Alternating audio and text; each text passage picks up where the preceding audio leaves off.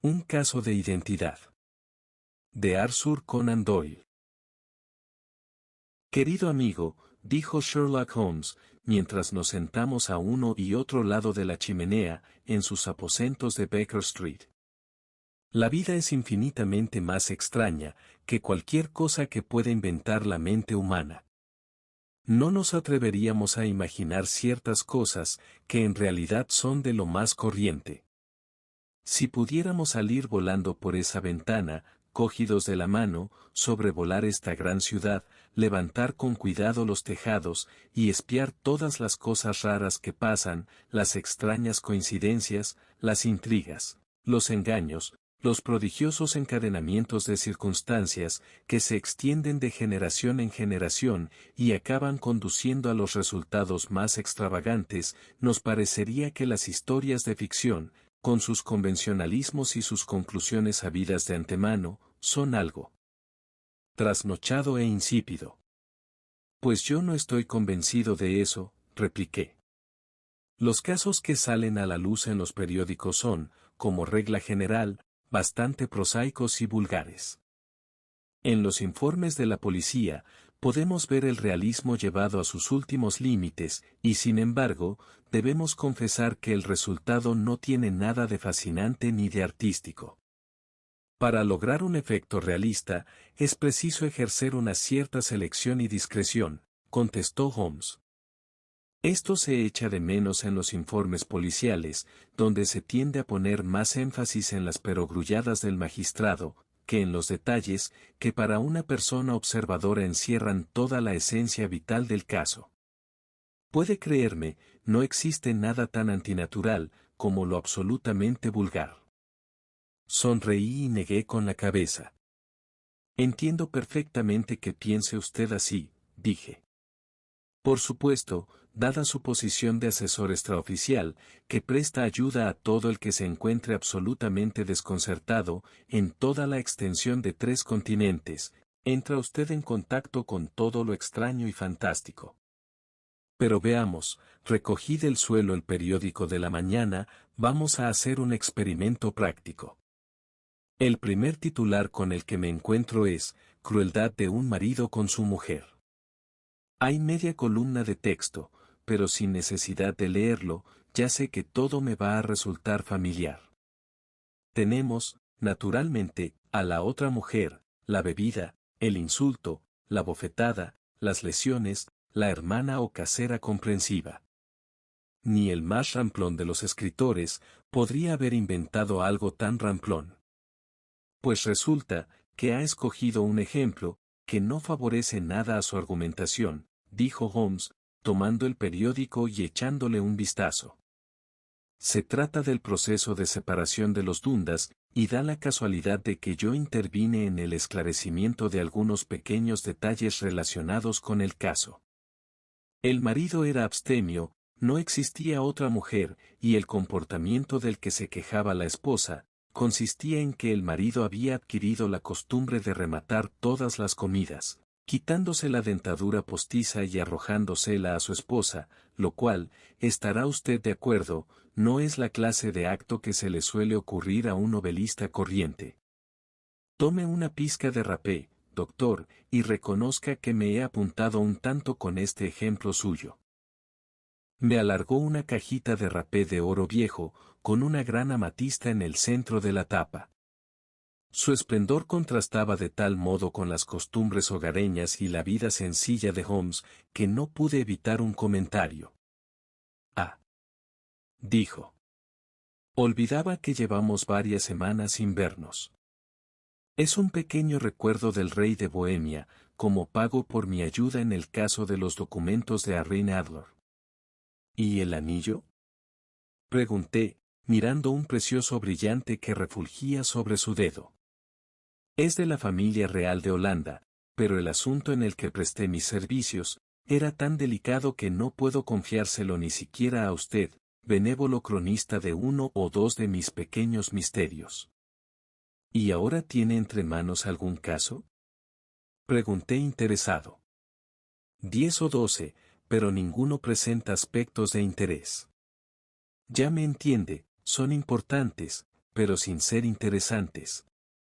Precisamente, he descubierto que, por lo general, en los asuntos menos importantes, hay mucho más campo para la observación y para el rápido análisis de causas y efectos, que es lo que da su encanto a las investigaciones.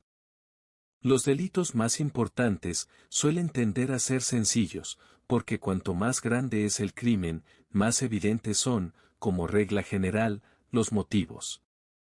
En estos casos, y exceptuando un asunto bastante enrevesado, que me han mandado de Marsella, no hay nada que presente interés alguno. Sin embargo, es posible que me llegue algo mejor, antes de que pasen muchos minutos porque, o mucho me equivoco, o esa es una cliente. Se había levantado de su asiento, y estaba de pie entre las cortinas separadas, observando la gris y monótona calle londinense. Mirando por encima de su hombro, vi en la acera de enfrente a una mujer grandota, con una gruesa boa de piel alrededor del cuello, y una gran pluma roja ondulada en un sombrero de ala ancha, que llevaba inclinado sobre la oreja, a la manera coquetona de la duquesa de Devonshire. Bajo esta especie de palio, la mujer miraba hacia nuestra ventana, con aire de nerviosismo y de duda, mientras su cuerpo oscilaba de delante a atrás, y sus dedos jugueteaban con los botones de sus guantes. De pronto, con un arranque parecido al del nadador que se tira al agua, cruzó presurosa la calle, y oímos el fuerte repicar de la campanilla. «Conozco bien esos síntomas», dijo Holmes, tirando su cigarrillo a la chimenea. El titubeo en la acera significa siempre un asunto amoroso. Necesita consejo, pero no está segura de que el asunto no sea demasiado delicado, como para confiárselo a otro. No obstante, hasta en esto podemos hacer distinciones. Cuando una mujer ha sido gravemente perjudicada por un hombre, ya no vacila, y el síntoma habitual es un cordón de campanilla roto. En este caso, podemos dar por supuesto que se trata de un asunto de amor, pero la doncella no está verdaderamente indignada, sino más bien perpleja o dolida. Pero aquí llega en persona para sacarnos de dudas. No había acabado de hablar cuando sonó un golpe en la puerta, y entró un botones anunciando a la señorita Mary Sutherland, mientras la dama mencionada se cernía sobre su pequeña figura negra, como un barco mercante, con todas sus velas desplegadas, detrás de una barquichuela.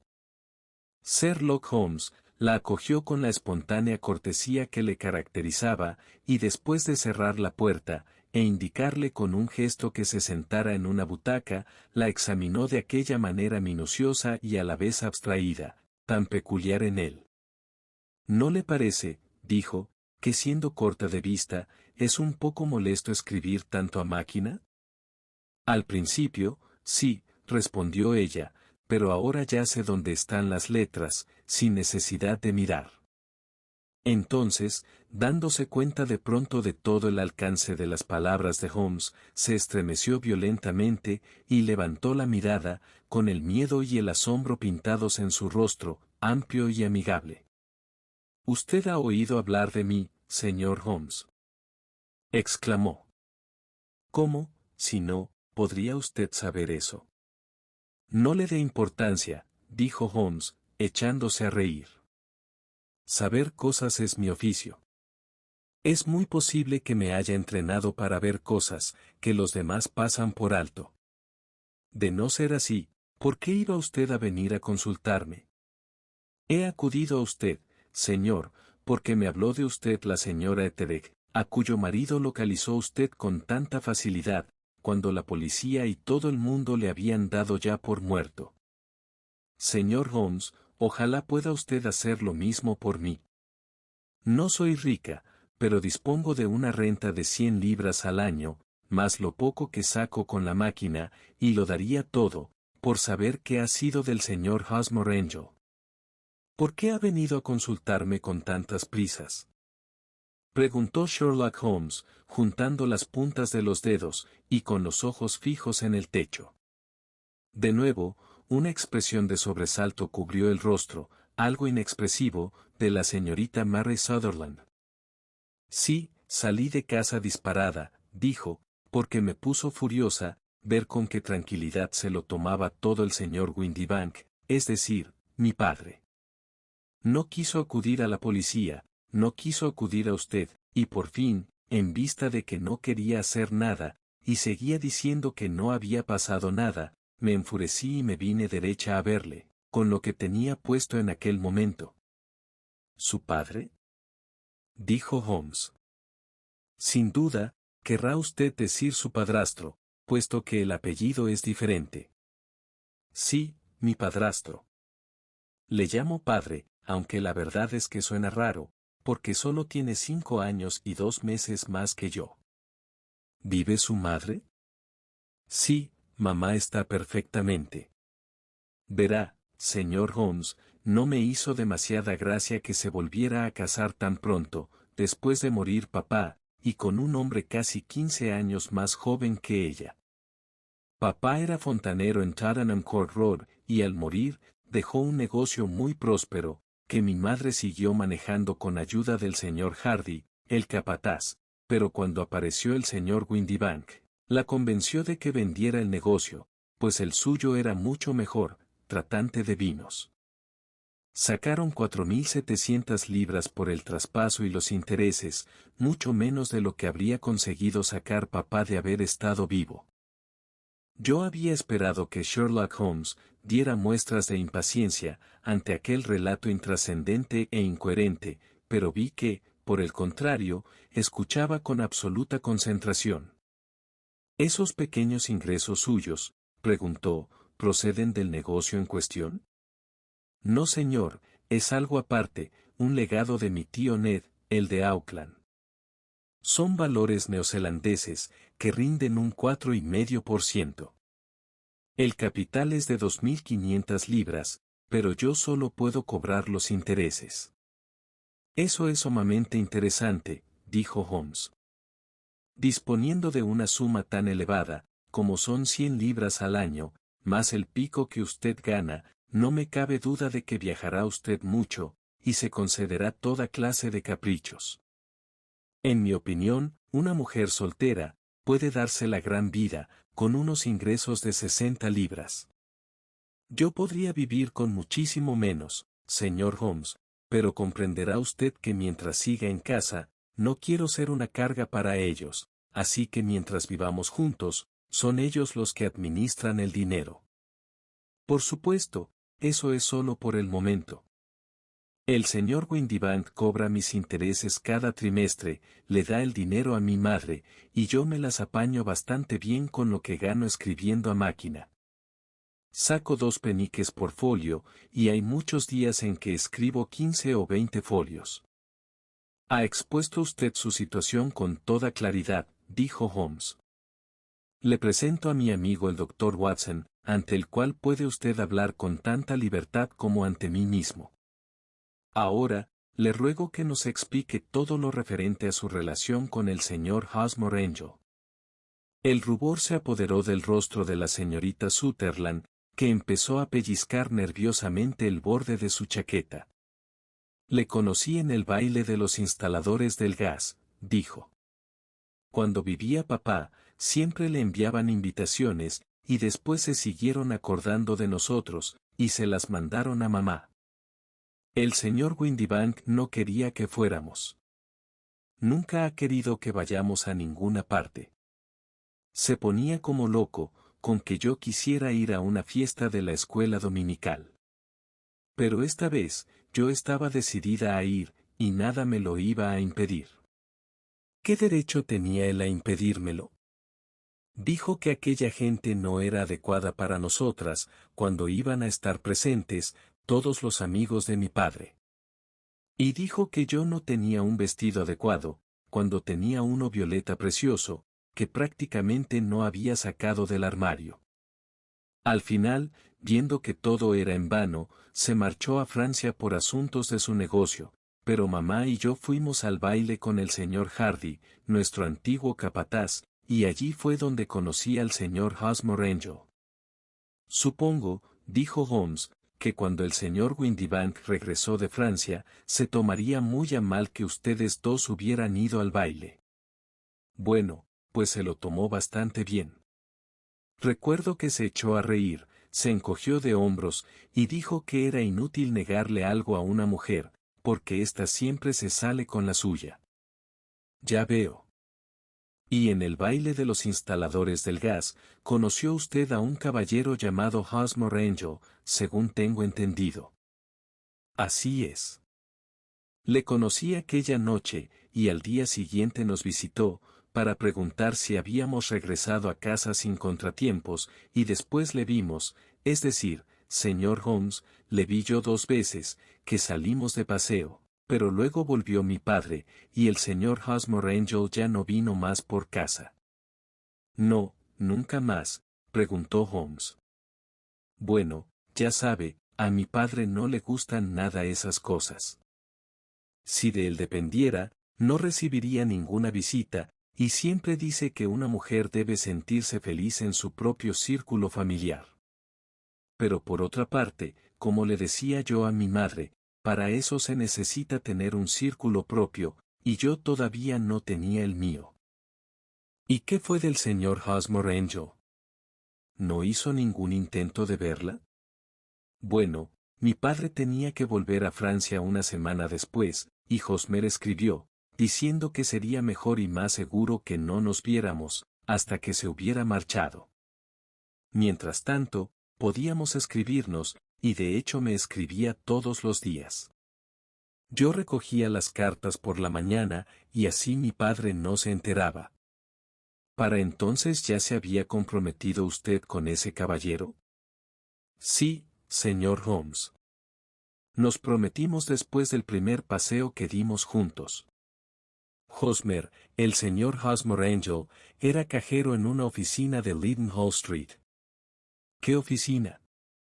Eso es lo peor, señor Holmes, que no lo sé. ¿Y dónde vivía? Dormía en el mismo local de las oficinas. ¿Y no conoce la dirección? No. Solo que estaban en Leadenhall Street.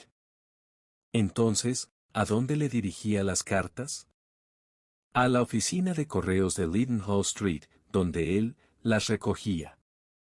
Decía que si las mandaba a la oficina, todos los demás empleados le gastarían bromas por cartearse con una dama, así que me ofrecía escribirlas a máquina, como hacía él, con las suyas, pero se negó, diciendo que si yo las escribía, se notaba que venían de mí, pero si estaban escritas a máquina, siempre sentía que la máquina se interponía entre nosotros. Esto le demostrará lo mucho que me quería, señor Holmes, y cómo se fijaba en los pequeños detalles. Resulta de lo más sugerente, dijo Holmes. Siempre he sostenido el axioma de que los pequeños detalles son, con mucho, lo más importante. ¿Podría recordar algún otro pequeño detalle acerca del señor Hosmer Angel? Era un hombre muy tímido, señor Holmes.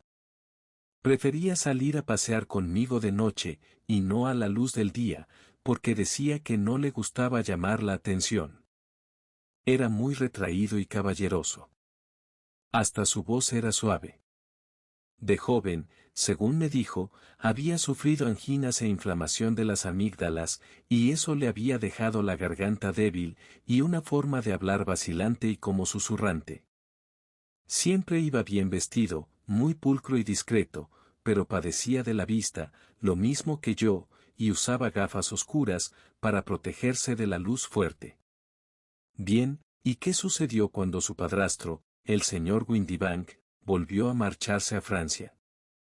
El señor Hosmer Angel vino otra vez a casa, y propuso que nos casáramos, antes de que regresara mi padre. Se mostró muy ansioso y me hizo jurar, con las manos sobre los evangelios, que, ocurriera lo que ocurriera, siempre le sería fiel. Mi madre dijo que tenía derecho a pedirme aquel juramento, y que aquello era una muestra de su pasión. Desde un principio, mi madre estuvo de su parte, e incluso parecía apreciarle más que yo misma. Cuando se pusieron a hablar de casarnos aquella misma semana, yo pregunté qué opinaría mi padre, pero ellos me dijeron que no me preocupara por mi padre, que ya se lo diríamos luego, y mamá dijo que ella lo arreglaría todo. Aquello no me gustó mucho, señor Holmes.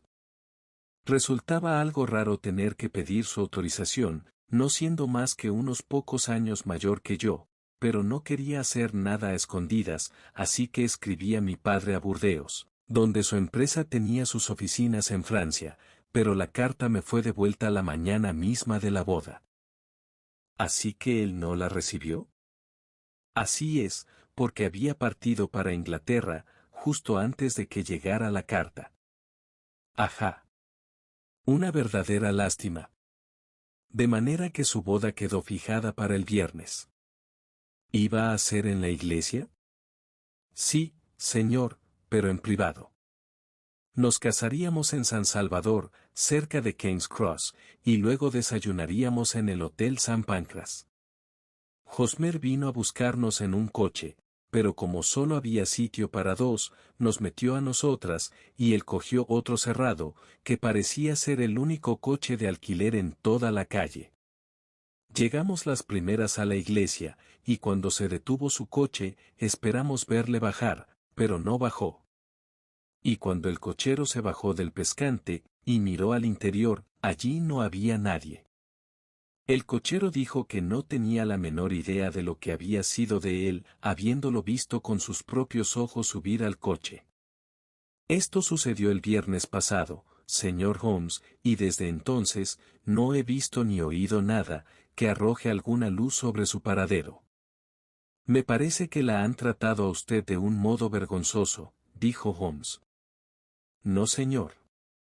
Era demasiado bueno y considerado, como para abandonarme así.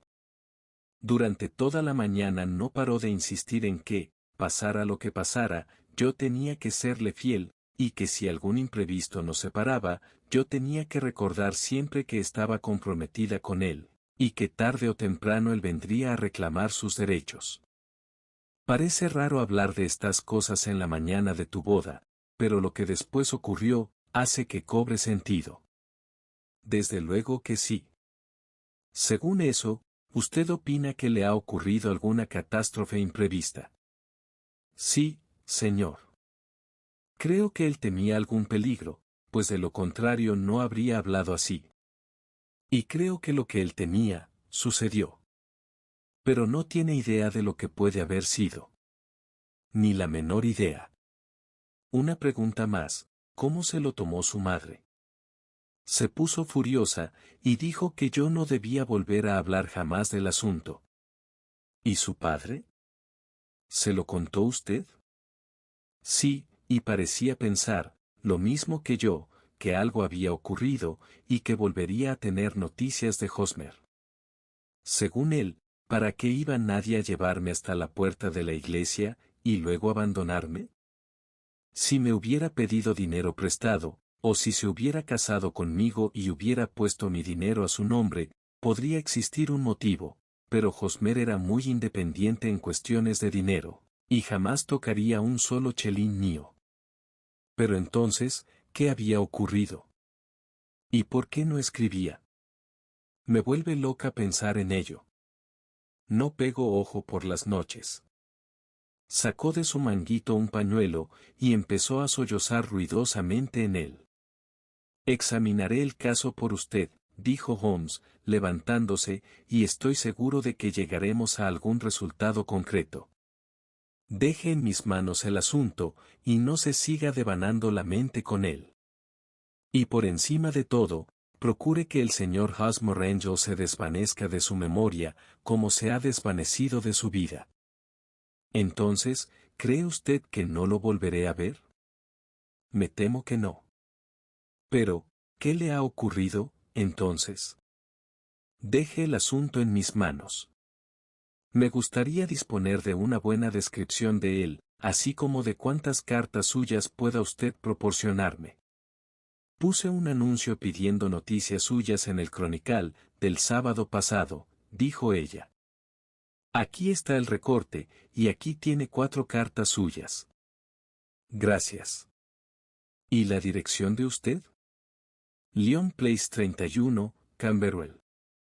Por lo que he oído, la dirección del señor Ángel no la supo nunca. ¿Dónde está la empresa de su padre? Es viajante de Wasthouse y Marbank, los grandes importadores de clarete de Fanchette Street. Gracias.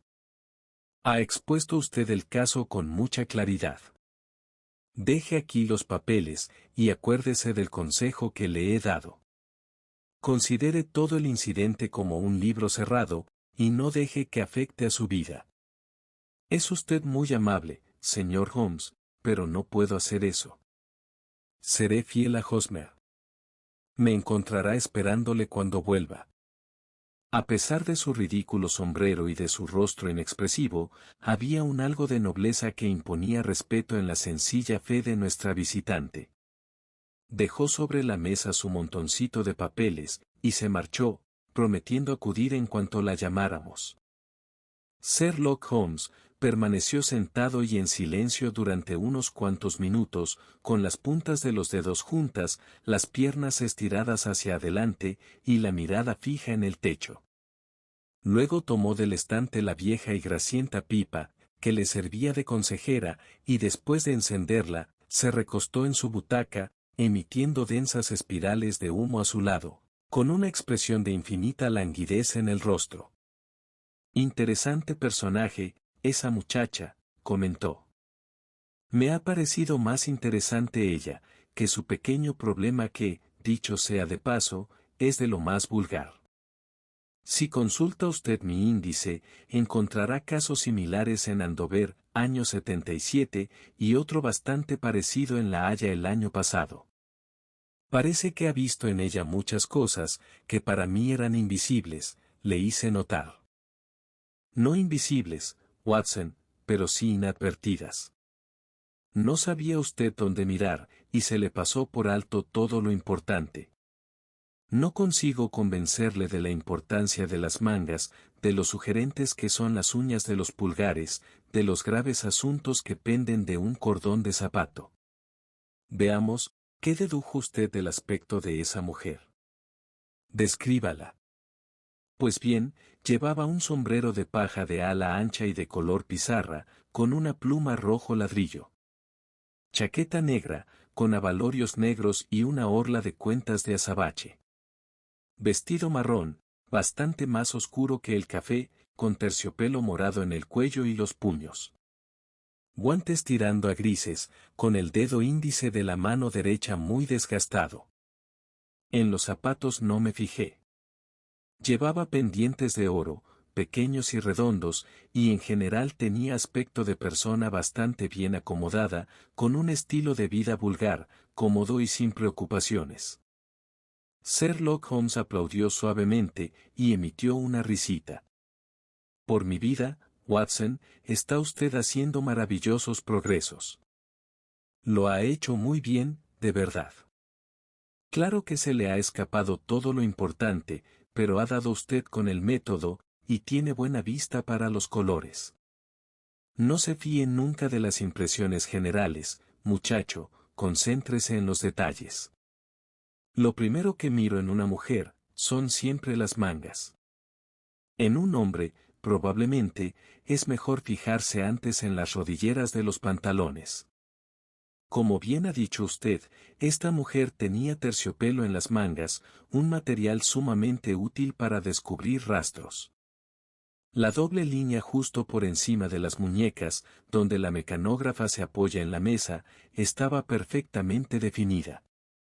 Una máquina de coser del tipo manual, deja una marca semejante, pero solo en la manga izquierda y en el lado más alejado del pulgar, en vez de cruzar la manga de parte a parte, como en este caso. Luego le miré la cara, y advirtiendo las marcas de unas gafas a ambos lados de su nariz, aventuré aquel comentario acerca de escribir a máquina siendo corta de vista, que tanto pareció sorprenderla. También me sorprendió a mí, dije. Pues resultaba bien evidente. A continuación, miré hacia abajo y quedé muy sorprendido e interesado al observar que, aunque sus zapatos se parecían mucho, en realidad estaban desparejados, uno tenía un pequeño adorno en la punta, y el otro era de punta lisa. Y de los 5 botones de cada zapato, uno tenía abrochados solo los 2 de abajo, y el otro el primero, el tercero y el quinto. Ahora bien, cuando ve usted que una joven, por lo demás impecablemente vestida, ha salido de su casa con los zapatos desparejados y a medio abotonar, no tiene nada de extraordinario deducir que salió a toda prisa. ¿Y qué más? Pregunté vivamente interesado, como siempre, por los incisivos razonamientos de mi amigo. Advertí, de pasada, que antes de salir de casa, pero después de haberse vestido del todo, había escrito una nota. Usted ha observado que el guante derecho tenía roto el dedo índice, pero no se fijó en que, tanto el guante como el dedo, estaban manchados de tinta violeta. Había escrito con prisas, y metió demasiado la pluma en el tintero. Ha tenido que ser esta mañana, pues de no ser así, la mancha no estaría tan clara en el dedo. Todo esto resulta entretenido, aunque bastante elemental, pero hay que ponerse a la faena, Watson. ¿Le importaría leerme la descripción del señor Hosmer Angel que se da en el anuncio? Levanté a la luz el pequeño recorte impreso. Decía lo siguiente. Desaparecido en la mañana del día 14, un caballero llamado Hosmer Angel. Estatura, unos 5 pies y 7 pulgadas, complexión fuerte, piel atezada, cabello negro con una pequeña calva en el centro, patillas largas y bigote negro, gafas oscuras, ligero defecto en el habla. La última vez que se le vio vestía levita negra con solapas de seda, chaleco negro con una cadena de oro y pantalones grises de paño, con polainas marrones sobre botines de elástico. Se sabe que ha trabajado en una oficina de Leadenhall Street. Quien pueda aportar noticias, etcétera, etcétera. Con eso basta, dijo Holmes. En cuanto a las cartas, continuó, echándoles un vistazo, son de lo más vulgar. No hay en ellas ninguna pista del señor Hosmer Angel, salvo que cita una vez a Balzac. Sin embargo, presentan un aspecto muy notable, que sin duda le llamará la atención. Que están escritas a máquina, dije yo. No solo eso, hasta la firma está a máquina.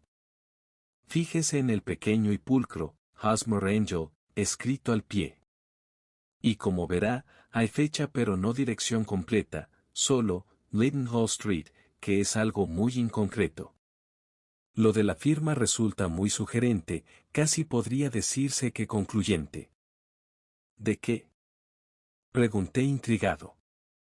Querido amigo, ¿es posible que no vea la importancia que esto tiene en el caso? Dijo Holmes. Mentiría si dijera que la veo, a no ser que lo hiciera para poder negar que la firma era suya, en caso de que se le demandara por ruptura de compromiso. No, no se trata de eso, repuso Holmes. Sin embargo, voy a escribir 2 cartas que dejarán zanjado el asunto. Una, para una firma de la serie, y la otra, al padrastro de la joven, el señor Windibank, pidiéndole que venga a visitarnos mañana, a las 6 de la tarde. Ya es hora de que tratemos con los varones de la familia. Y ahora, doctor, no hay nada que hacer hasta que lleguen las respuestas a las cartas, así que podemos desentendernos del problemilla por el momento. Tenía tantas razones para confiar en las penetrantes dotes deductivas y en la extraordinaria energía de mi amigo, que supuse que debía existir una base sólida, para la tranquila y segura desenvoltura, con que trataba el singular misterio que se le había llamado a sondear. Solo una vez le había visto fracasar, en el caso del rey de Bohemia y la fotografía de Arne Adler, pero me sentía convencido de que no había misterio tan complicado que él no pudiera resolver. Lo dejé, pues, todavía chupando su pipa de arcilla negra, con el convencimiento de que, cuando volviera por allí al día siguiente, encontraría ya en sus manos todas las pistas que conducirían a la identificación del desaparecido novio de la señorita Mary Sutherland. Un caso profesional de extrema gravedad ocupaba por entonces mi atención, y pasé todo el día siguiente a la cabecera del enfermo. Eran ya casi las 6, cuando quedé libre, y pude saltar a un coche que me llevara a Baker Street, con cierto miedo de llegar demasiado tarde, para asistir al desenlace del pequeño misterio. Sin embargo, encontré a Sherlock Holmes solo, medio dormido, con su larga y delgada figura, enroscada en los recovecos de su sillón. Un formidable despliegue de frascos y tubos de ensayo, más el olor picante e inconfundible del ácido clorhídrico, me indicaban que había pasado el día entregado a los experimentos químicos que tanto le gustaban. ¿Qué, lo resolvió usted? Pregunté al entrar. Sí, era el bisulfato de bario. No. El misterio. Exclamé. Ah, eso. Creía que se refería a la sal con la que he estado trabajando. No hay misterio alguno en este asunto, como ya le dije ayer, aunque tiene algunos detalles interesantes. El único inconveniente es que me temo que no existe ninguna ley que pueda castigar a este granuja. Pues, ¿de quién se trata? ¿Y qué se proponía al abandonar a la señorita Sutherland? Apenas había salido la pregunta de mi boca, y Holmes aún no había abierto los labios para responder, cuando oímos fuertes pisadas en el pasillo, y unos golpes en la puerta.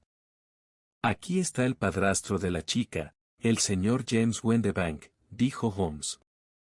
Me escribió, diciéndome que vendría a las 6. Adelante. El hombre que entró era corpulento, de estatura media, de unos 30 años de edad, bien afeitado y de piel cetrina, con modales melosos e insinuantes, y un par de ojos grises extraordinariamente agudos y penetrantes. Dirigió una mirada inquisitiva a cada uno de nosotros, depositó su reluciente chistera sobre un aparador y con una ligera inclinación, se sentó en la silla más próxima. Buenas tardes, señor James Windibank, dijo Holmes. Creo que es usted quien me ha enviado esta carta mecanografiada, citándose conmigo a las 6. Sí, señor. Me temo que llego un poco tarde, pero no soy dueño de mi tiempo, como usted comprenderá. Lamento mucho que la señorita Sutherland le haya molestado con este asunto, porque creo que es mucho mejor no lavar en público los trapos sucios. Vino en contra de mis deseos, pero es que se trata de una muchacha muy excitable e impulsiva, como ya habrá notado, y no es fácil controlarla cuando se le ha metido algo en la cabeza. Naturalmente, no me importa tanto tratándose de usted, que no tiene nada que ver con la policía oficial, pero no es agradable que se comente fuera de casa una desgracia familiar como esta. Además, se trata de un gasto inútil, porque, ¿cómo iba usted a poder encontrar a ese Hosmer Angel? Por el contrario, dijo Holmes tranquilamente. Tengo toda clase de razones para creer que lograré encontrar al señor Hosmer Angel. El señor Windibank tuvo un violento sobresalto, y se le cayeron los guantes. Me alegra mucho oír eso, dijo. Es muy curioso, comentó Holmes, que una máquina de escribir tenga tanta individualidad como lo que se escribe a mano. A menos que sean completamente nuevas, no hay dos máquinas que escriban igual. Algunas letras se gastan más que otras, y algunas se gastan solo por un lado. Por ejemplo, señor Windibank, como puede ver en esta nota suya, la E siempre queda borrosa, y hay un pequeño defecto en el rabillo de la R. Existen otras 14 características, pero estas son las más evidentes. Con esta máquina escribimos toda la correspondencia en la oficina, y es lógico que esté un poco gastada, dijo nuestro visitante, mirando fijamente a Holmes con sus ojillos brillantes. Y ahora le voy a enseñar algo que constituye un estudio verdaderamente interesante, señor Windibank, continuó Holmes. Uno de estos días pienso escribir otra pequeña monografía acerca de la máquina de escribir y su relación con el crimen. Es un tema al que he dedicado cierta atención. Aquí tengo 4 cartas, presuntamente remitidas por el desaparecido. Todas están escritas a máquina.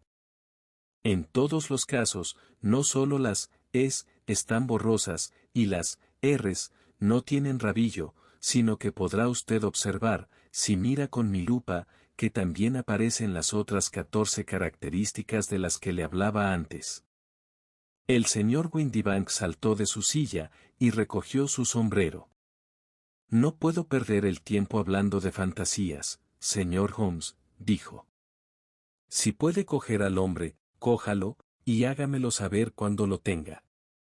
Desde luego, dijo Holmes, poniéndose en pie, y cerrando la puerta con llave. En tal caso, le hago saber que ya lo he cogido. ¿Cómo? ¿Dónde?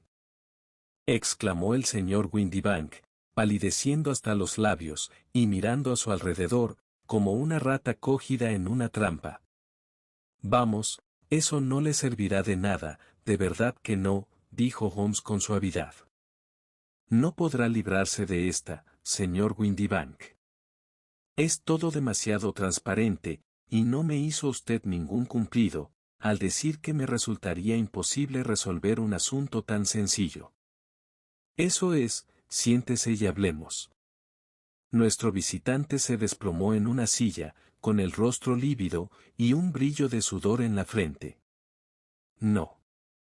No constituye delito, balbuceó. Mucho me temo que no, repuso Holmes.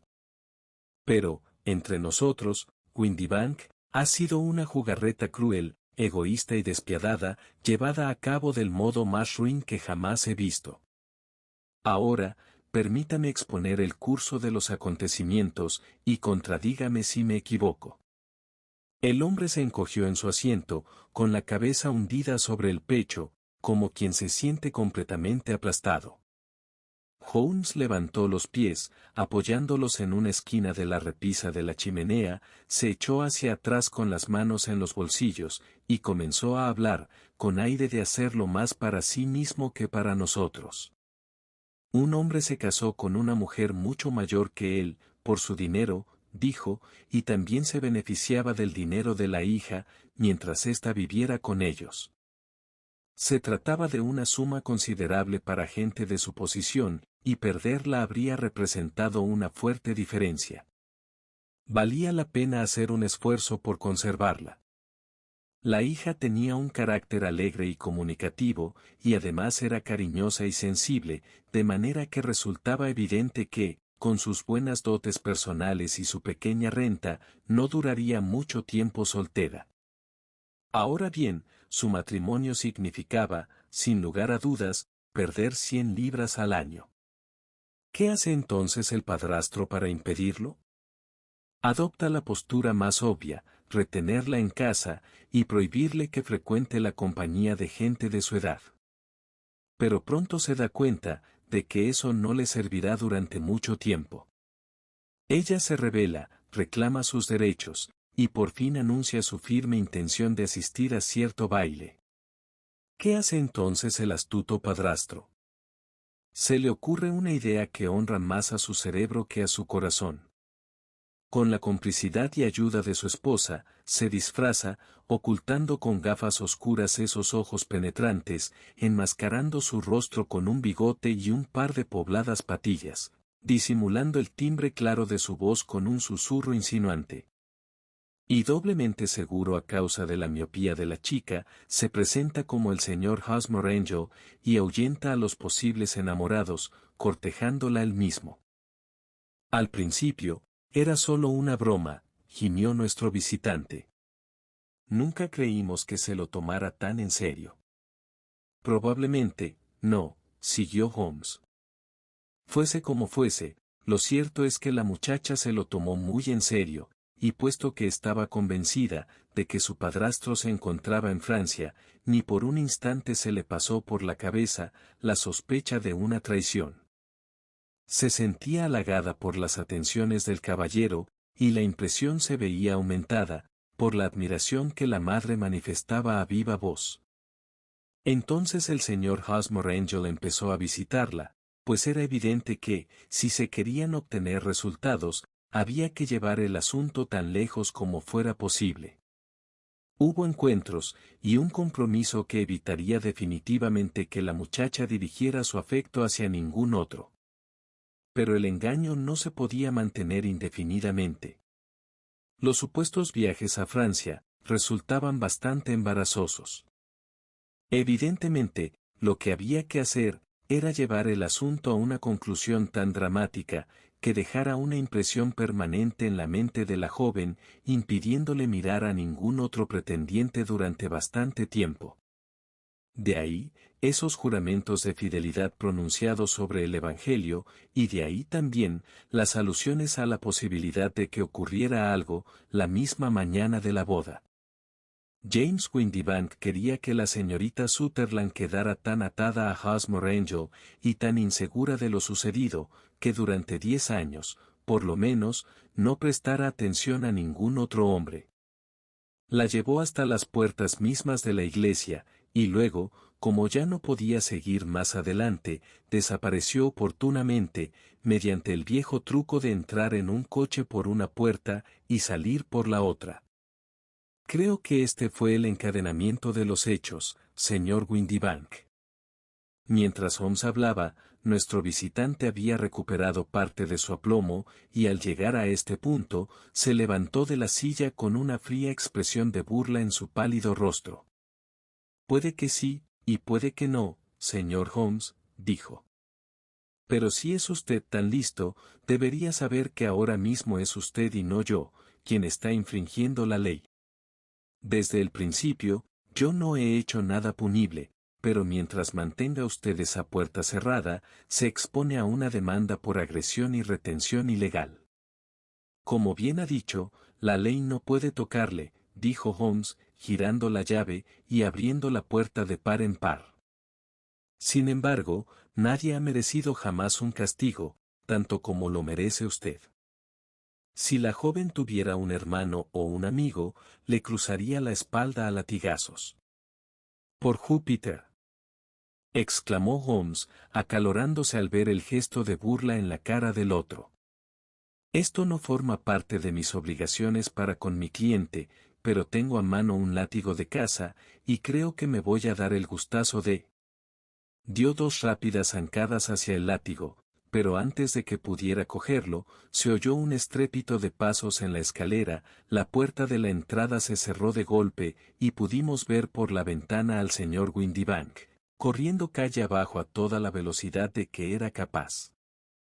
Ahí va un canalla con verdadera sangre fría, dijo Holmes, echándose a reír, mientras se dejaba caer de nuevo en su sillón.